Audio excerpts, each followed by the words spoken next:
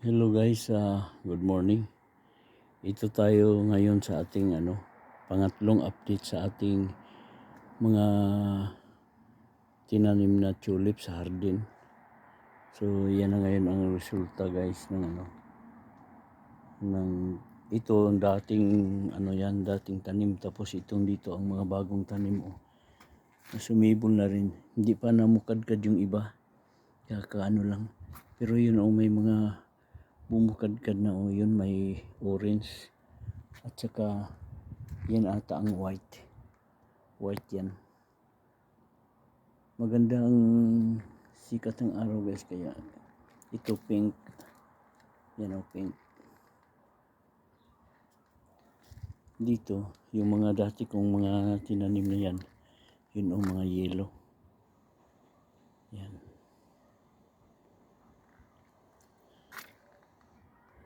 Dito yan sa may harap, iba yung sa backyard, mga roses ang mga tanim natin doon. Yun yan, may hanging basket tayo. Pag tataniman ko yan ng spring onion para hindi na ako so yun doon sa gilid natin nag-umpisa na rin yung mga roses doon. Dito naman yung tulips. Sa gitna mayroon tinanim natin na damo. So ang climbing rose natin ayan ang bulaklak nito ay maganda, may pink at saka sa parang may sa palibot niya dark na purple.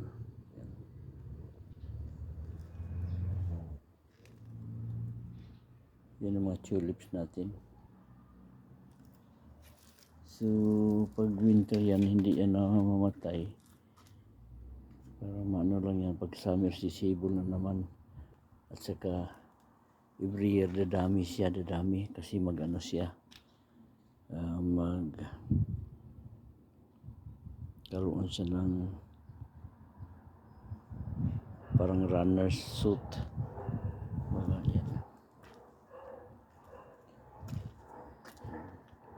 Yan white rose yan. Dito sa kabila may tinanim ako dyan na buhay na yung rose na tinusok ko. Buhay yan. Ayun itong mga bago kong mabubuhay to. Yan.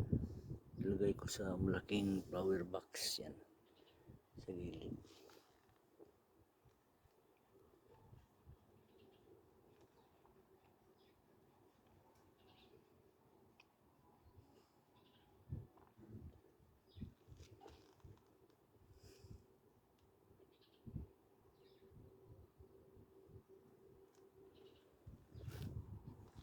Tingnan din natin doon sa likod guys. Punta tayo sa likuran para makita niyo yung so yan ang kabuuan ng garden.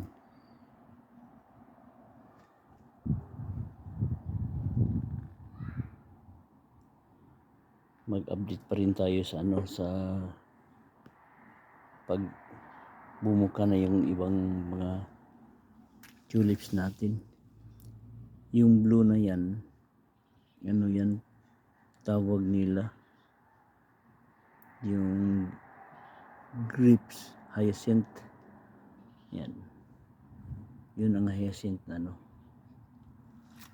malaking niya.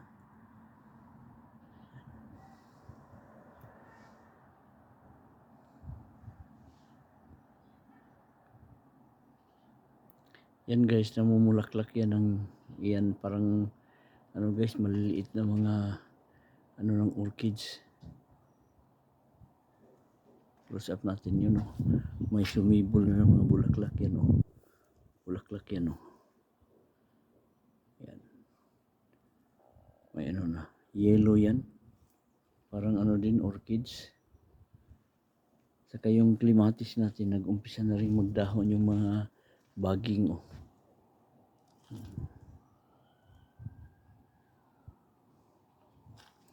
Close up natin yung ano natin na mga yellow na ano. Yan o. Yan. Close up din natin itong mga maliit pa na tulips. Oh. Iba ang ano din yan. Kasi pa, yun parang single lang yun ito. Marami. Close up natin ang orange. Oh. Yan. Yan din ang white. Yan. Ang pink. Pag ano mga katuto, mamaya kasi ano pa ngayon, alas 11:25, so mamaya mga alauna talagang bubuka na yan ang ano, mga bulaklak na yan kasi ano na ang araw, pag mainit lalo siyang bubuka. Yan. Ito bubuka talaga yan ng ano, todo. Tapos pag malamig na naman, hindi kagad ito malanta. Pag malamig, pagkahapon, titiklop siya. Pag tirik na tirik yung araw, bubuka yung tulips. Ganyan ang ano ng tulips. Matagal yan bago maano. Mga ilang linggo din yan bago malanta. Yan.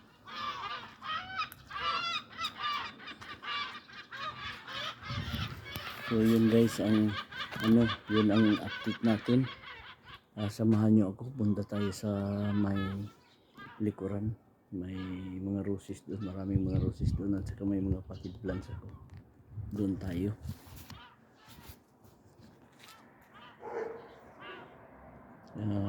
Pause ko muna guys para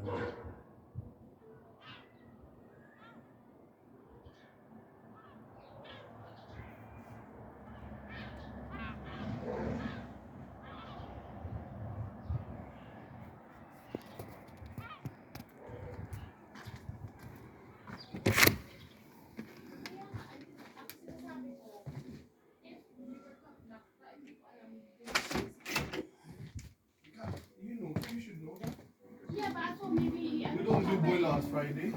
Last time you could move your boil out, you used to. Yeah, but Monday, Tuesday, they've already moved their boil out on Tuesday. Because they're meant to be sabay. Sabay sana boil out pala eh.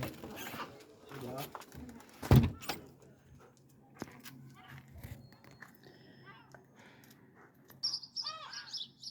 so ayan guys, nandito na tayo sa likuran guys. Yan yung mga potted plants natin, yung may mga roses na inano natin ng winter. Ayan ngayon oh, tumubo na, may mga dahon na. Yan, sinubukan ko luya yan. Yan, ito. Yan mga roses na ano. May ano tayo, chive oh. Yun, may bagong tanim na tinusok lang din natin yan na rose oh. Yan. Yan mga potted plants natin. Ito orange to. May reserva tayo mga garden soil guys. Ito ano to, binili namin ano, garden soil. Yan. Ito nasa pot yung orange na ano, rose nung una, dinairik ko dyan sa ground. Kaya ayan oh, lumaki na. Malaki na. Yun may ano yan, yung matinik masyado yung puno ng rose na yan, kaya nilagay ko yan dyan sa gilid. Yan oh, may tanim ako na ano, grape hyacinth tsaka rose. Yan yung rose na yan oh. Yan puno ng apple yan, pero yung apple natin hindi pa ito nagbunga. Umpisa lang tinanim natin. Yan oh, may rose pa rin oh. Yan sa ilalim may ano doon oh, tinanim tayo na hyacinth. Yan mga potted plants natin na bagong tanim, dyan muna ilagay muna natin sa shade. Yan oh, hyacinth yan. Dito sa taas mayroon din grape hyacinth yan oh. Yan. So, dito na tayo sa ano, sa yan mga yung ano din natin, direct din natin nanim natin na rose sa ground. Malaki na ang puno niya. Yan na ngayon oh. i-update ko rin kayo pag namulaklak na ito dahil magandang tingnan ang bulaklak nito. Red na giant rose. Yan mga potted plants natin. Yun, nag-umpisa na rin umano yung strawberry natin. Noong last year nakaharvest ako ng bunga niyan.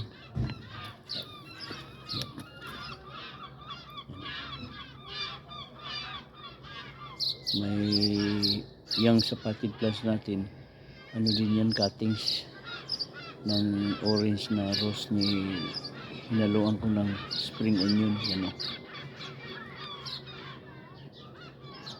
Rose pa rin yan, orange. Yan.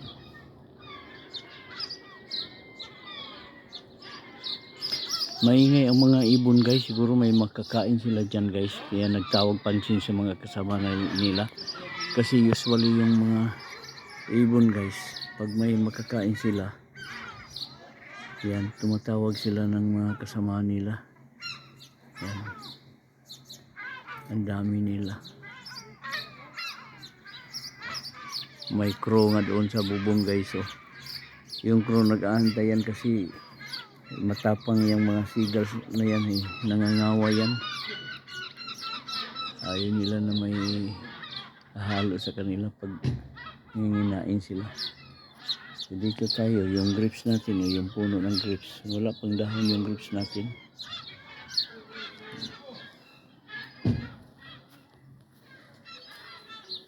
Yan mga spring onion na nasa box.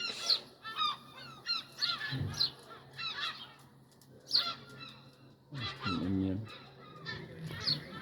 Dito orange yan, nasa potted plants.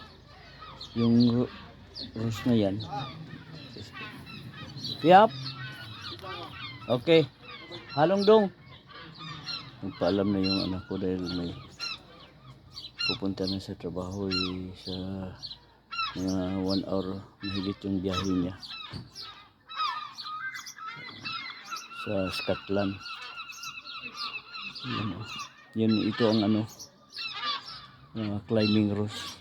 Maganda to guys, i-update ko kayo pag namulaklak na ito. Nag-umpisa lang sumibol guys, mayroon ng guys, mayroon ng talulot, yun maliit.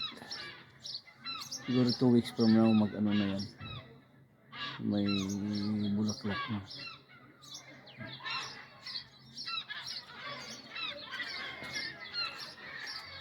Ito guys, yung mga balat ng mga vegetables. Yan, nilagay ko dyan para magiging abono. Yan, magiging humus. Yan.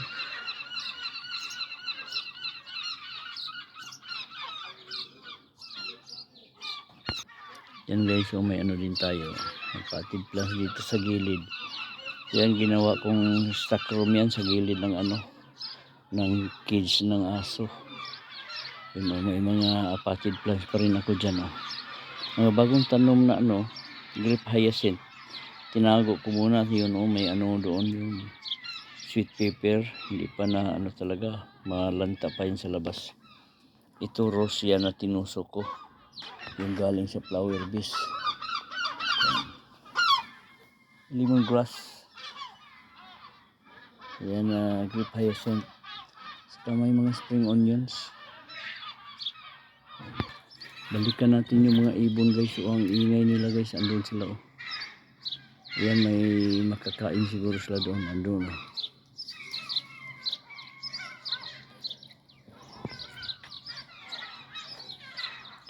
Ang ingay ng seagulls guys kasi sila, tinatawag nila ang pansin ng kanilang mga kasamahan. Ayun na sila. Ayan, ang ingay nila kasi may siguro doon nagtapon ng yun, dito sila. Ang ganda nila tingnan. Yan.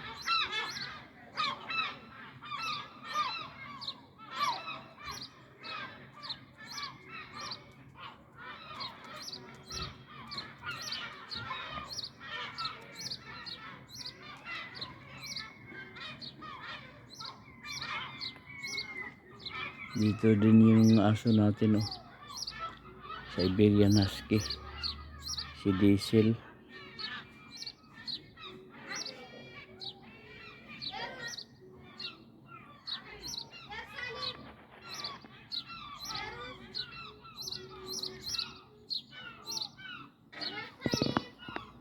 Kinigin siya. Yan ang git sa likuran, guys. Pag numasyal kami ng aso dyan kami dumadaan. Kasi open field itong parang playground yang dyan.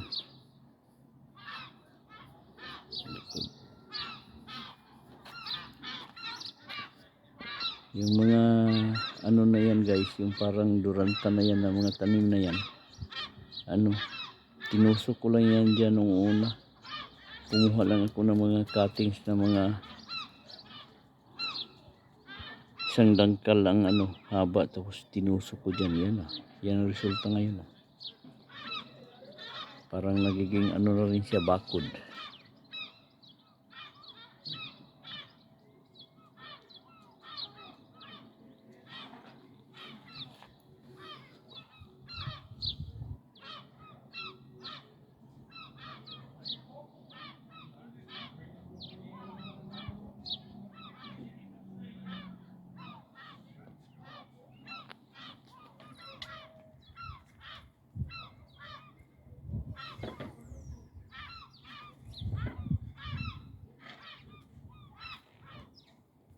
Dito, guys, magtanim din tayo dito, guys. Mag-direct ako dyan.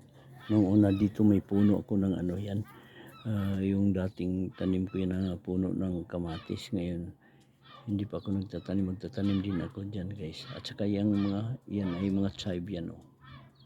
Yung dyan. Yan. Ito yung puno ng grapes natin.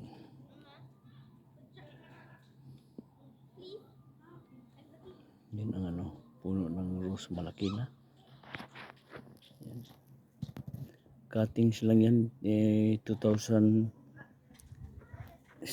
ko yan tinusok dyan.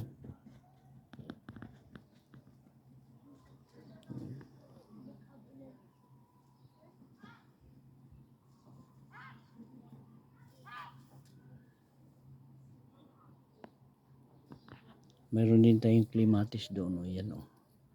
Nag-umpisa nang nagdahon at saka may na. Baka mga 2 weeks pa na din na yan. Na ng mga bulaklak yan.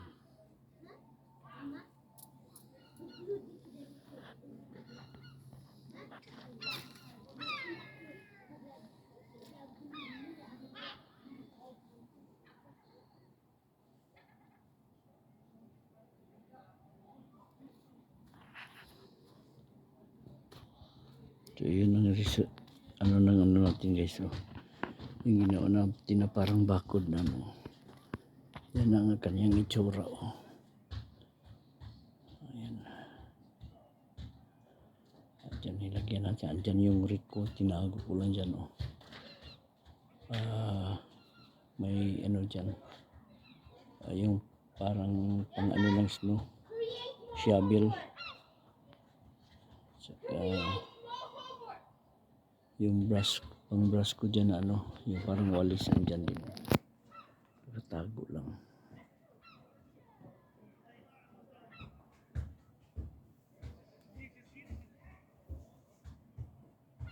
So ganyan ang ating hardin sa likuran, guys.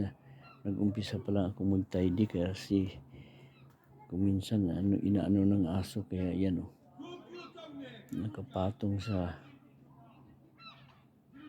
misa yung mga bago kong pananim. Itong misa, guys, glass yan, oh. Social pero lang yan, guys. Ginawa ko na dito na makapal yan na glass. Magsusurvive yan sa snow at saka ulan at saka init dahil glass yan, eh.